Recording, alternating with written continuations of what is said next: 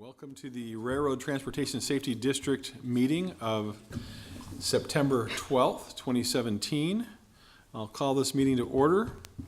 And this meeting of the Lancaster County Railroad Transportation Safety District, commonly referred to as the RTSD, is subject and adheres to the Nebraska Open Meetings Act. A copy of the Open Meetings Act is available for inspection and is posted by the entrance to this room. As required by applicable law, on September 3rd, 2017, the notice and agenda of today's meeting and the budget summary were published in the Lincoln Journal-Star. The RTSD agenda and all the materials that are being considered at today's meeting were posted on the RTSD website on Wednesday, September 6th, 2017. The RTSD website is also accessible by links from both the City of Lincoln and Lancaster County official government sites. In addition, on August 28, 2017, the meeting agenda was posted on the bulletin board located in the City Hall, first floor, 555 South 10th Street. A copy of the agenda is also available at the entrance to this room. One copy of the meeting agenda and all materials being considered today are located at the dais, and complete copies of these materials are on file at the RTSD office at 949 West Bond Street, Suite 200. First order of business is approval of the minutes. I move approval of the minutes. Second. Moved by Jane, seconded by Todd. Discussion, please call the roll. Brinkman? Yes. Christensen? Yes. Lamb? Yes. Rabel? Yes. Wilchin? Yes. Okay, the second item is our statement of financial activity. Liz, welcome. Good morning, Liz Thanel with Lancaster County Budget and Fiscal Office. So you have your FY18 Statement of Financial Activity in front of you. This is through the end of August 2017. So we have 2 months of activity here. And so far you have receipted $1.644 million of your $5.2 million in tax revenues. That $1.6 million represents the second half of your 2016 taxes at the 1.9.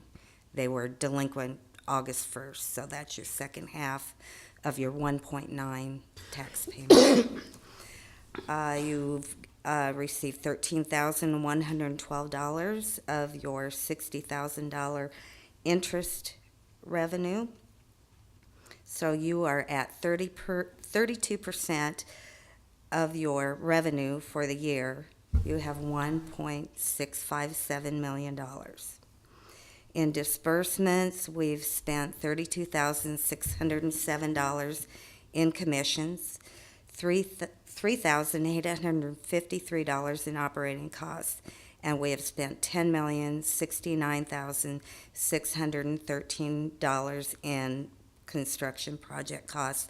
That does include that $10 million payment that went to the City of Lincoln for the South Beltway. So as of August 31st, your ending cash balance is $660,059.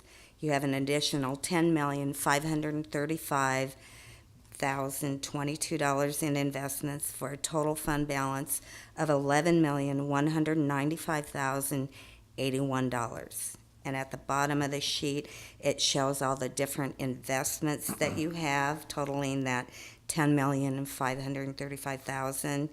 There's about $3 million in money market, and the rest of it is in CDs. Okay, are there questions for Liz?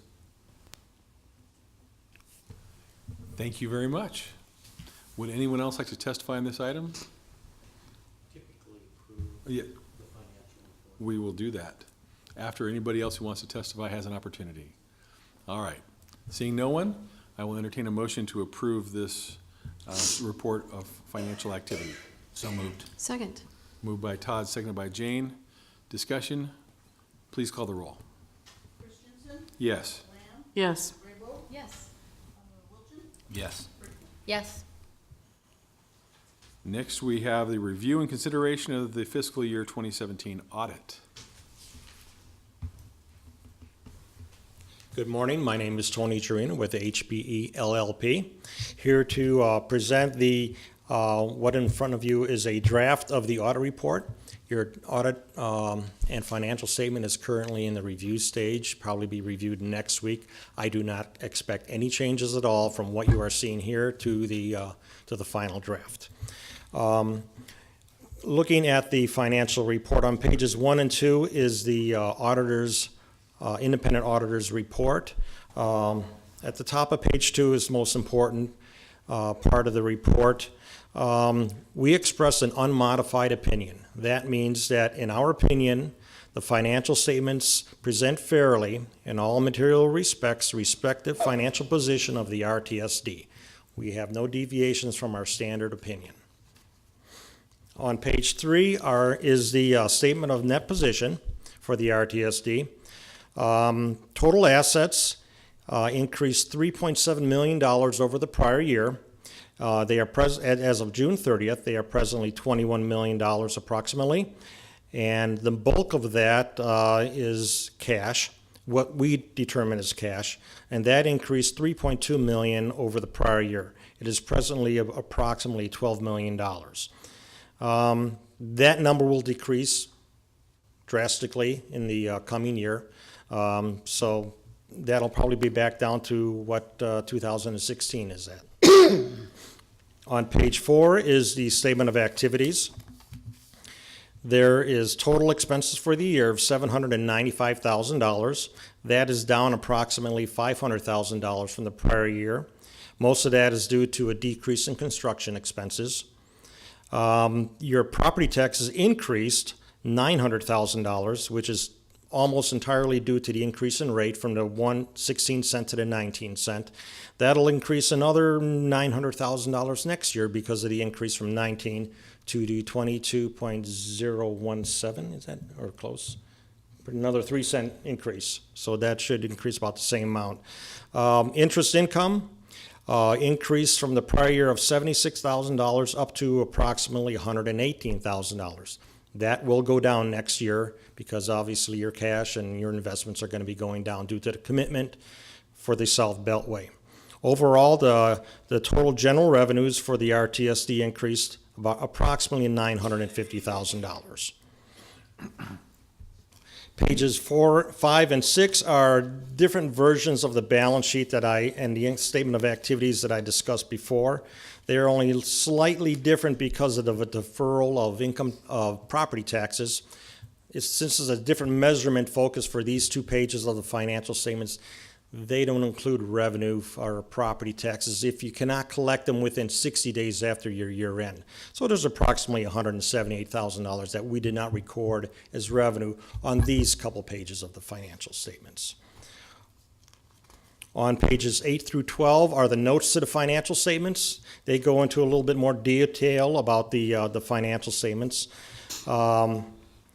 What I want to concentrate on is page 12 of those, the last 3 notes to the financial statements. For note E, commitments, the district, as of June 30th, had 3 commitments and 3 contracts that have not been finished with Olson Associates. If you read there, it'll show you how much you still have left to pay Olson Associates on those 3 contracts. Note F is a prior period adjustment. As of June 30th, 2016, we made an accrual for payables on a construction contract, and it actually came in approximately $33,000 less than what was recorded that year. And so we are adjusting the prior year's financial statements to show that decrease in expenses. And then note G, which discusses subsequent events. Because the South Beltway contract was not signed by the city until July after the RTSD's year end, we did not record that liability on the financial statements. However, we are noting here that you are committed now for $10 million for the year end 17-18. And finally, on page 14 is a comparison of the budget to the actual expenses. The actual expenses are on a cash basis. And approximately, you budgeted approximately $4.3 million of revenue. That came in actual numbers of $4.3 million. Not much of a difference there. We also have other information toward the back. On page 16, we have a schedule of accounts with the county treasurer. We also have a schedule of your certificates of deposit. On page 18 is a schedule of your insurance coverage. And on page 19, we have a schedule of your valuations, rates, and assessments. And finally, we have another report on internal controls, and there is one finding that we have, which is the same as the prior year. All we're saying toward the bottom of page 21, or pardon me, we were referring to another report on page 23, and it basically says that we, HBE LLP, prepared the financial statements for the RTSD instead of the RTSD preparing them themselves. And we are required to tell you that we have prepared the financial statements. And we consider that a finding. However, 99.9% of all the audits we do, we give that similar findings. So, Are any there questions? Questions for Tony? Todd? My question, going back to that note G that you referenced, given the fact that we are beyond the September 1st, wouldn't it be more accurate to note that the first payment has been made of $10 million? We could make a payment, we can make a reference to that if you would like. However, we do show that as a commitment. Right, but we've fulfilled half of it. And so that's where, I think moving forward, I think for the purposes of the public, making sure that people understand that, the timings, when we make those payments are important. If we submit this audit after September 1st and the way it's worded, it kind of, there's some, just a housekeeping matter, I think, if you would accurately reflect that $10 million payment has been made. We can add that line up. That is no problem at all. Right. Okay. Other questions? Thank you, sir. Thank you. Would anyone else like to testify on this item? If not, we can move on to the next item. Consideration of fiscal year 17-18 budget. Roger. Okay. Roger Feigert, representing the RTSD, and within your packet and on the website was the state statute required budget forms that the RTSD as a political subdivision is required to submit to the state auditor's office. The numbers and everything that's in here are the same and reflect exactly the budget, the draft budget that you approved in June and then reapproved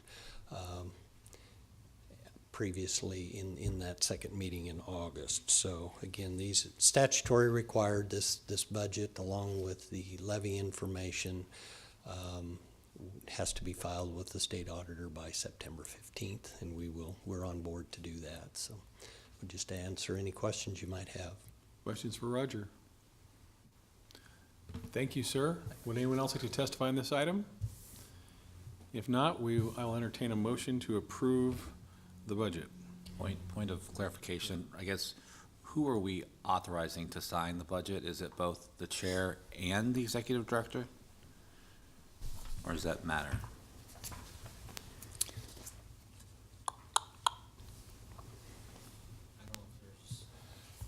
In the past, I think it was actually the chair that signed. I haven't typically signed, but I'll follow up with our legal counsel and make sure, Todd. Well, but that's not required in the motion? Or just do we just need to approve it? I think if you simply approve the budget and authorize the executive director to secure the necessary signatures and submit that would cover that. Okay. I would move that we adopt the budget as outlined and authorize the executive director of the RTSD to obtain the necessary signatures to submit. Second. Moved by Todd, seconded by Jane. Discussion. Please call the roll.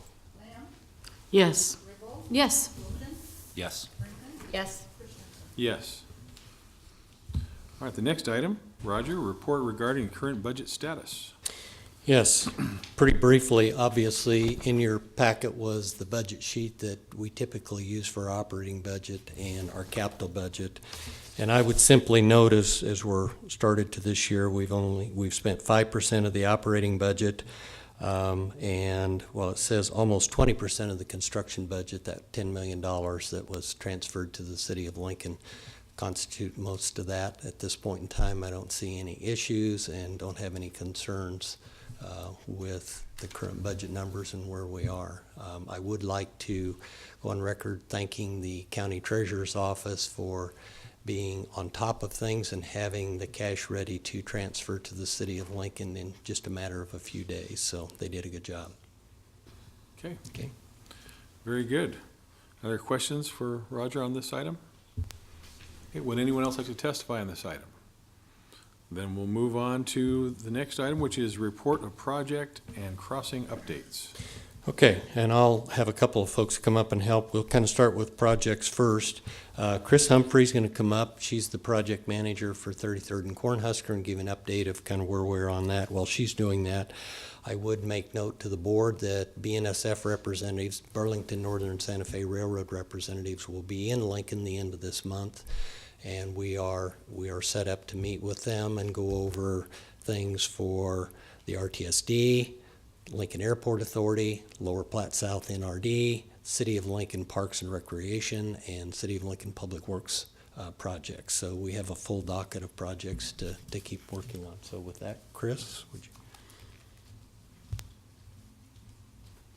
Good morning, Chris Humphrey. I'm the RTSD's project manager for the 33rd and Cornhusker project, and I just want to give you a brief update on what we've been doing since we last met in June. We do have a fully executed memorandum of understanding between the RTSD, BNSF, and the Nebraska Department of Transportation. And if you recall, that MOU basically outlines general responsibilities between the three parties regarding items like funding, the general schedule, and then just different responsibilities that each of those parties will be responsible for. Excuse me. We've also recently gone through our consultant selection process for this next phase. We had an RFQ that was sent out, and we received 3 proposals for that. Out of those 3 proposals, we decided to shortlist 2 firms for interview. This was for services regarding a sub-area planning study, NEPA, which is the environmental component of the project, and preliminary engineering. So we held interviews recently, and we selected the Olson Associates Benish team.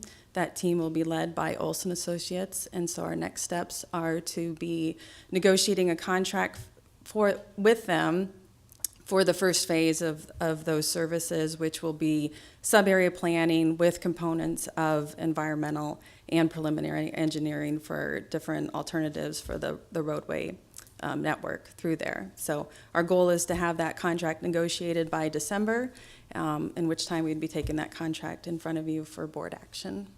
So Okay, with that, if you have any questions, I'd be happy to answer them. questions for Chris? Short and sweet, is this project on schedule? This project is on schedule. We were planning to have a contract in place by December for you guys to take action on, and so we're well on the way for Very that. I think we'll meet that schedule. Thank you very much. So, thank you, guys. Sarah Hartzell from the Parks Department is here to give a quick update on the Jamaica Trail North connection in South Lincoln. So. Good morning. Good morning, Sarah. I have some little visuals here for you that I'll share up on the overhead as well. Thank you.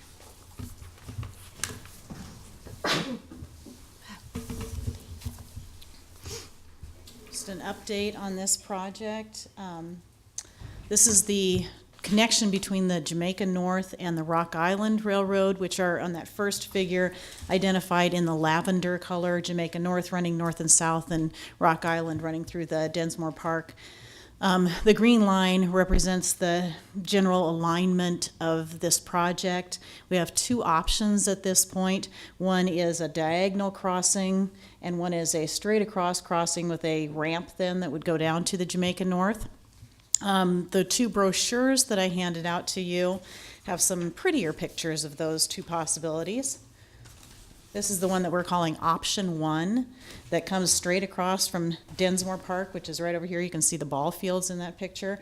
Straight across the railroad, and then a ramp that's basically a bridge that comes down into the park and connects with Jamaica North.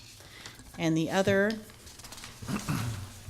is a diagonal that stays on that alignment, utilizes an existing railroad bridge that's currently blocked off from access, but is structurally sound and could be incorporated into this project, and then follows out on that alignment. The Olson Associates engineers have been working on these materials. This was all done through a contract with with the Nebraska Trails Foundation and the Great Plains Trails Network. They are major partners in this, fundraising for about 30% of the cost of the project. And these brochures, as well as a video, were produced for them so that they can start their major fundraising campaign. They already have several fundraisers or funding sources secured, which is wonderful. We will be working on a engineering contract this winter and get our engineers on board. I'm currently working with Public Works, Susie Philippi, to get a interlocal agreement between the city and the RTSD for this work and transfer of the funding. And we'll be also having a fact sheet put together for that as well. Questions for Sarah? Jane? So, Sarah, did I miss something? Because I kept looking at the drawings. Did you settle on a choice, or you're getting cost for both choices? I think we're working on costs for both choices. Really, the engineering as we go forward with because this was conceptual engineering, and so they've done quite a bit of work on what they think would be involved as far as retaining walls and how long the bridge would be, and they've gotten us a pretty solid estimate. But really, as we go through the preliminary engineering and they do a much finer job of engineering, we'll get a better idea of cost. They have reworked this over and over, and I think we're pretty close. I doubt if we would have much variation. And who makes the final decision on which choice? I think it'll depend on a couple of things. It'll depend on cost, impacts to the park, input from the public, and then how does this work with our future trails plan? Are we setting ourselves up better for future connections by choosing one or the I guess other? my question is, who makes that final decision? The Parks Department would be responsible for that, and we would bring it to you as well. So I have a question on option 2. I don't know, is this a conceptual, or is this a actual existing bridge that can be modified? It's on option 2. At the diagonal.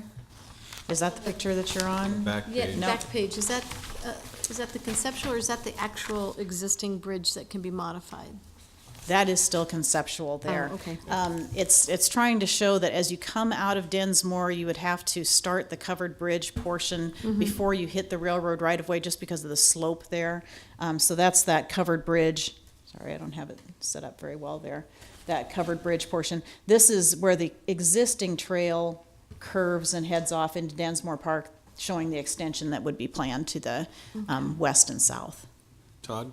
So if the Parks Department were to proceed with option number 1, which would be the straight across, what would happen to the existing structure over the rail? Yeah, we've talked about that, and one idea, because that existing, I guess you could call it a berm, but the old railroad alignment is planned for a future alignment for a trail.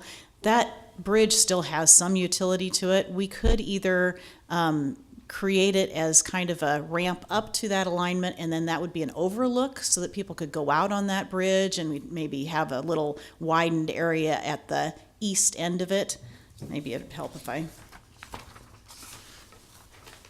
This doesn't show it very well, but to have just leave that bridge in place, it's something where you could sit up there and you could watch people going underneath the trail. You could look out over the park. It could be just kind of a scenic overlook there. We at one point talked about taking a bridge from the platform, this platform here, and bridging over to that and then continuing along that bridgeway. That would be another possibility. This option 1 is starting to look more and more like it's going to be more expensive than the option 2 and probably not set us up as well for the future. So I think the diagonal one is probably the preferred at this time. At first, it was less preferred because the cost was quite a bit higher. But as they've looked at the retaining walls and that ramp to go down, it looks like it's starting to even out a little bit more. Okay, other questions? Thank you, Sarah. Thank you.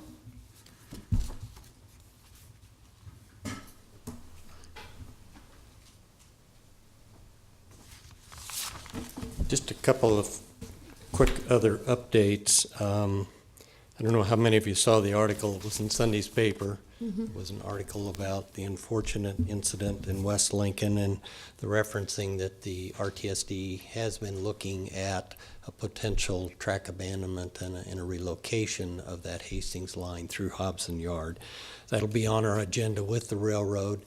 I think I've reported in the past, the railroad has a number of projects, and they've asked for which projects are priority. And at this point in time, we've placed a priority on the 33rd and Cornhusker, and then the Hobson Yard relocation as a second priority. We're still gathering information. A lot of it needing to come from the railroad itself on cost information to make them whole, to upgrade the existing line and build a new line through Hobson Yard. We're just continuing to work on that.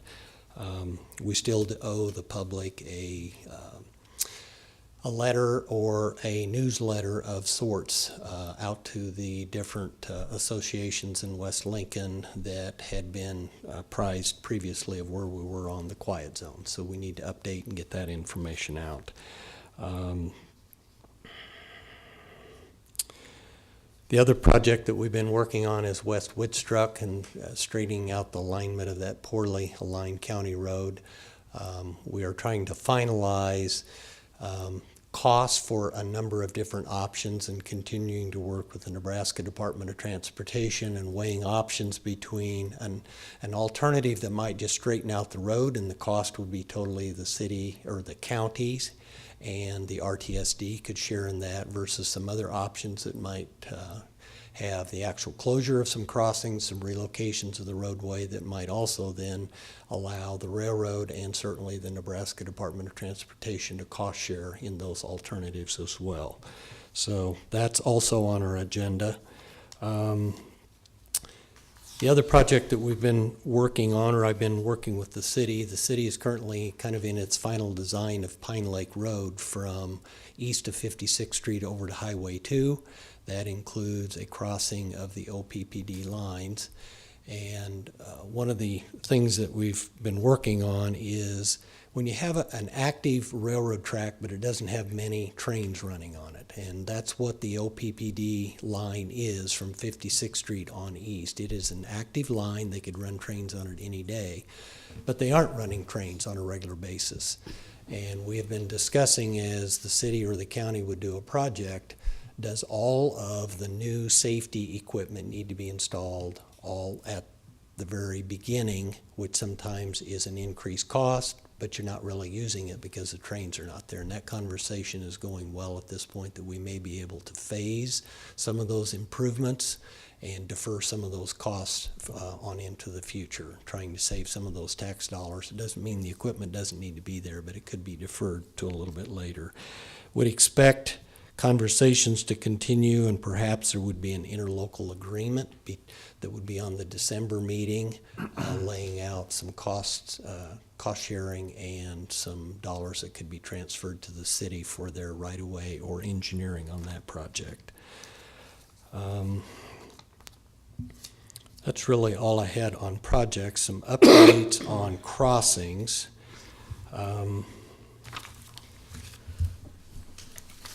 A year ago in December, I had in the board meeting, I'd indicated that the city and the county are responsible for maintaining appropriate markings approaching railroad crossings. And the county at that time was working with NDOT on a federal aid project. That project was slow in coming forward. I've received an additional letter from the county. That project, I think, has been let now, and maybe it addresses 10 crossings within the county. And we would be looking at a local cost share of around $2,000, which would be about 10% of the project cost. And in the past, we have paid, the RTSD has paid that local share out of our crossing improvements portion of the budget. So I will continue to work with the county engineer when we receive an invoice for that. Likewise, I would expect the city to be analyzing and perhaps giving us a list of crossings in the city itself that might need crossing or marking improvements and updates in the spring that could also come out of that line item in that budget. We continue to get a number of complaints from the citizens of crossings, condition repair, 22nd Street near Lincoln Lumber, Y Street near Nebco.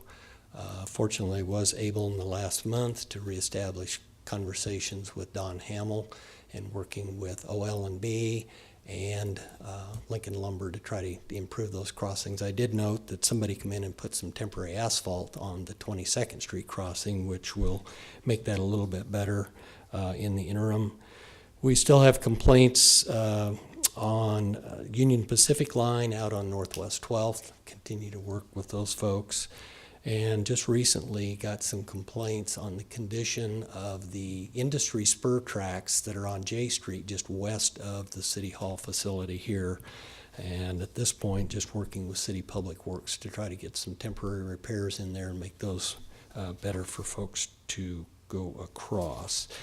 The only other thing I wanted to do is I wanted to show you and the public some updates that we've made to the RTSD interactive map that is on the website. Anybody can go to the RTSD website, and over on the right-hand side there is an interactive map. I already have this one, I think, called up. You click on that interactive map, and what you've got is all of the railroad tracks throughout the city. You can zero in on a crossing, make those a little bit bigger. I'll go down to 33rd Street. You click on that crossing, it searches a little bit. Come on, come on, come on. Go to the arrow and go across, and then on the website itself then is a complete inventory and listing of who is the owner, where that is, the mileposts, what kind of material is there, and if it happens at the bottom of that list that there's more information, you can go into the website and we have pictures showing those crossings, both looking as you're driving across on the street and looking up and down the railroad tracks themselves. So the public can go and look at some of those. There's also information in there as far as the emergency number that you can call the railroad to fix those. We will continue to work on these. Eventually, I'd like to be able to link each of those crossings to the FRA inventory sheets that Washington keeps up and has that. But just another opportunity for folks to see what we're doing, and we'll continue to try to update those and keep that up so folks can see what's out there and maybe have a better, when they call in sometimes, they've got a complaint about a crossing and they're not sure exactly where it is, who it belongs to, and with that information there, I think we're more transparent, more information out there. With that, I would answer any questions you might have on projects or crossing updates. Jane? So Roger, is this interactive map something new on the website? It's new in that it's working. Okay, good. I've worked very hard with city's technology services engineering, and they have updated the map and got all this additional information. It took us a while to get the updated information. The old map was there, but it wasn't working. So just over the last couple of months, it's up and working. That's great. Todd? So Roger, you mentioned that you said that we will be meeting with the Burlington Northern Santa Fe representatives. Yes. Who's the we? I mean, is it RTSD? Is there the chair, the vice chair? Who's all involved in those discussions? Myself, for sure, and I will have an agenda out. The intent was the RTSD facilitates the meeting and tries to assist. The airport authority will be there with their manager and engineer, county engineer, Lower Platte South manager. Typically, I've not invited, but certainly could, members from the board to set in. We couldn't have more than 2 of you there at the time. Certainly, I'll make sure that the board members have a copy of the agenda and the things that we want to cover. We've only got a couple of hours and we have a lot of projects. The goal is to help BNSF make decisions and get that information back to the political subdivisions so their consultants can make progress. Well, I would just think that at least one elected official from the RTSD board Okay. should be involved. Okay.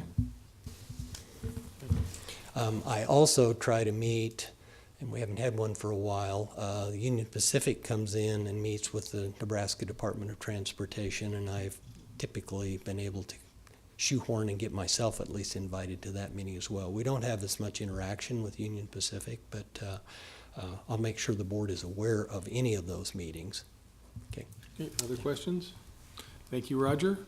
Would anyone else like to comment or make a statement on this agenda item? Very good. Are there any other non-agenda items from members of the board here? Any public comments? I will make a, Tony Drina with HBE LLP. I didn't want to forget, the audit went very well, and I wanted to thank Roger and Liz and Amy and also Candace and Meredith. I don't want to forget them. Whenever we had a question, we got answers very shortly, almost in a matter of minutes, so I just wanted to make that mention. okay, Thank thank you. Anyone else? I will entertain a motion to adjourn. So moved. Second. Moved by Jennifer, seconded by Jane. Please call the roll. Yes. Yes. Yes, Yes. Yes. we are adjourned.